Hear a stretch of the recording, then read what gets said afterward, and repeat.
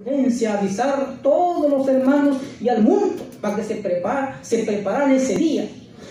Pero nos dice a través de las 10 vírgenes a medianoche. Recuerden que se cabecearon, se durmieron porque no tardaba la parábola de los 10 vírgenes. Pero a medianoche, dice allí, se escuchó una voz. Ahí viene el novio. Y dice que las 10 vírgenes, nos dice aquí en Mateo 25, los 10 vírgenes se levantaron y tambaleando y enderezaron sus lámparas. Pero el problema, había 5 que no habían tomado suficiente aceite y estaban por pagar sus lámparas. ¿Y qué dijeron? Pero las 5 prudentes, las 5 muchachas son prudentes, dice, en el inicio tomaron suficiente aceite. Por la tardanza no tenía problema.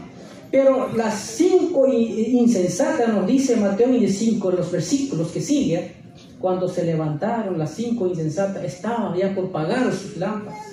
Entonces le dijeron a las 5 prudentes: danos un poco de vuestro aceite, porque la de nosotros está por pagar. Pero ¿qué dijeron las 5 prudentes? No, así no, porque si no nos va a faltar a nosotras. Entonces ven donde se vende. Entonces dice, las 5 insensatas se fueron a comprar aceite.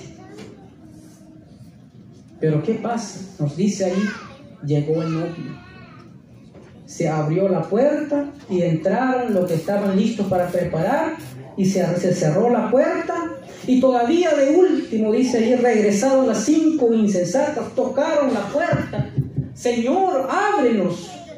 Pero nos dice allí, desde adentro habló: os aseguro que ustedes no los conozco. Y sí se quedaron afuera las 5 insensatas. Y cuando leen el último versículo que dice San Mateo 25, Jesús dice: a ustedes estén despiertos, porque no se sabe el día y la hora, dice Jesús allí en Mateo 25, los últimos capítulos. Entonces llegó el 22 de octubre. Se prepararon para esperar a Jesús, porque era la fecha. Y cuando llegó el día, nos dice, el sol lo mismo salió. El sol alumbró. Llegó las horas de la mañana. Y llegó la tarde. Y así lo mismo, el sol se fue desapareciendo detrás de las colinas de la ciudad. Pasó. Pero ya en la noche, dice ahí, el pueblo de Dios que desearon realmente ver a su Señor, porque se prepararon para eso. Nos dice ahí, sufrieron realmente una amarga, lloraron amargamente, porque no lo entendían. Dice, la fecha estaba, los 2300 de tarde me iba a llegar esa fecha, y lloraron amargamente, nos dice ahí. Y no entendían por qué había pasado esa fecha. No podían comprender. Les quedaron realmente destrozados. Después del siguiente día, nos dice, hablando, el personaje Irán Erso. Después pasó el día, no entendían, y se preguntaban, realmente la Biblia era mentira de verdad, real no. Se preguntaban pues que si en realidad no existía cielo. Se preguntaban estas muchas preguntas. Se preguntaban porque no entendían por qué Jesús no vino. ¿Dónde estaba Jesús? Pero nos dice el siguiente día, Irán Erson, después realmente el pueblo, el resto que quedó del chasco, lo que quedó allí, empezaron a orar en demanda de luz, para entender su chasco, por qué había pasado estas cosas. Dice, después de un grupo de oración, el siguiente día Irán Erson, y muchos la historia como pueblo lo sabemos, dice Irán Erson, después de esa oración se fueron a visitar a los grupos que estaban por ahí, a visitar, vamos a ver nuestros hermanos cómo estarán. Dice, cruzando a un campo, ahí nos dice claramente Irán Erson que alguien se le dijo: mira al cielo, y empezó a mirar al cielo, y realmente vio claramente, nos dice ahí, Hiram Edson se dio cuenta que Jesús, en vez de venir a la tierra, nos dice Hiram Edson, vio claramente que se abrió el puerta del lugar santo, en el lugar santísimo, y Jesús entró ahí. Es lo que vio, es lo que pasó en 1844. Entonces Hiram Edson entendió realmente que Cristo, en vez de venir a la tierra, no, entró en el lugar santísimo para empezar la última fase de su obra antes de venir a la tierra.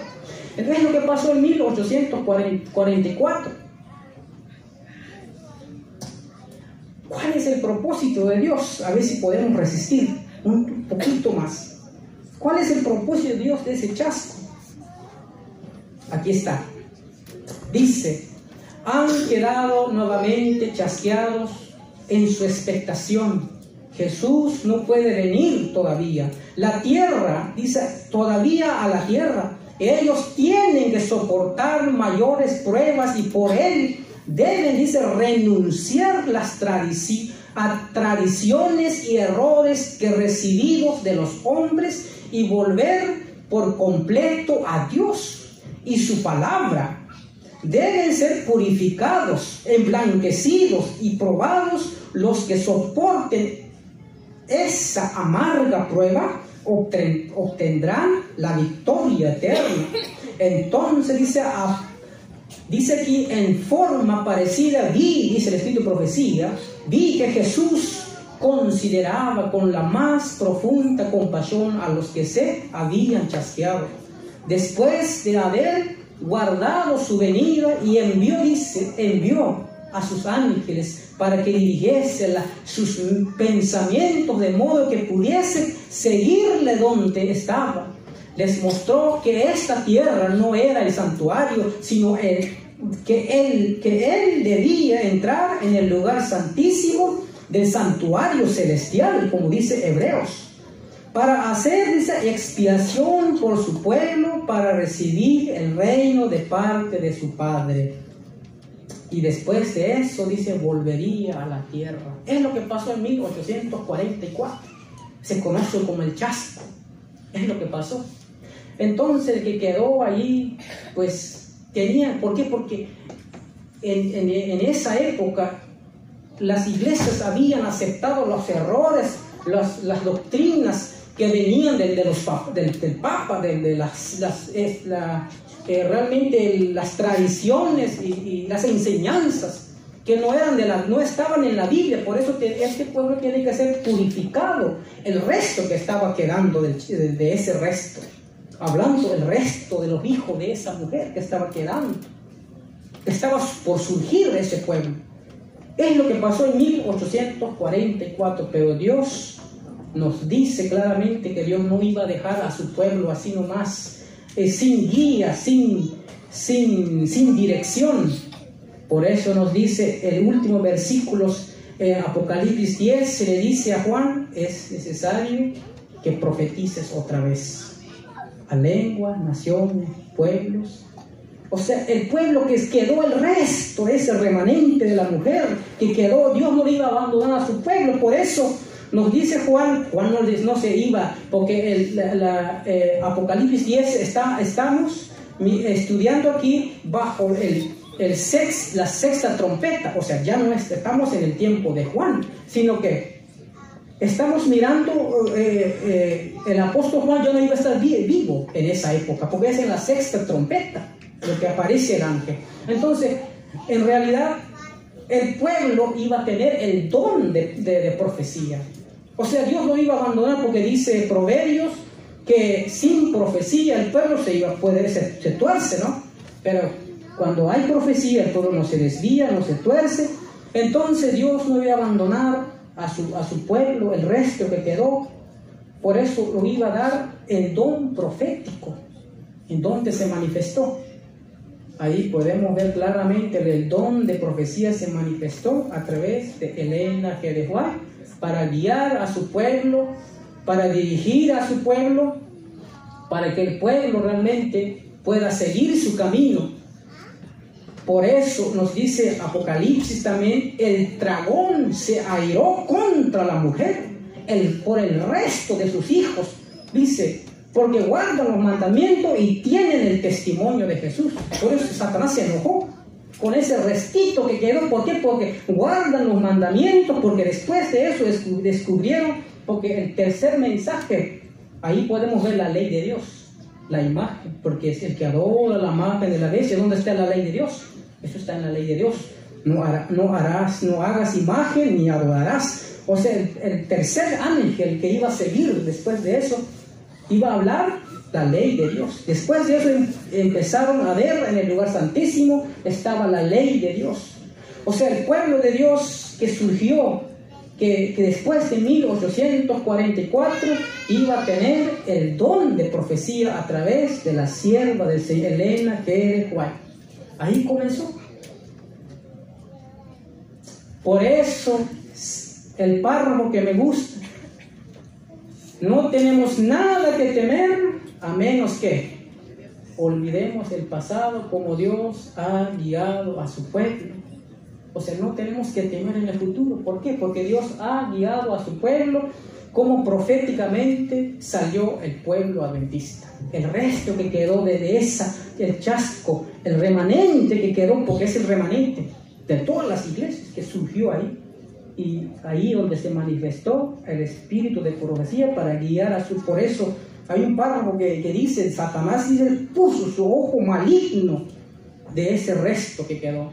¿Por qué? Porque tiene el don de profecías. Porque cuando hay profecías, pues vamos a saber lo que sucede en las iglesias. Entonces, que Dios nos bendiga en esta hermosa noche.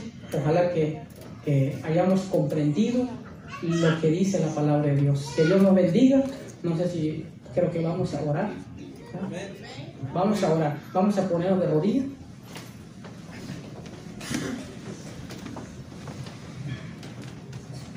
Oremos. Padre que estás en el cielo, santificado sea tu nombre. En esta hora de la noche, Padre, te pedimos, Padre, que tú nos cuides, Padre, al salir de aquí. Cuida a mis hermanos, dirígenos.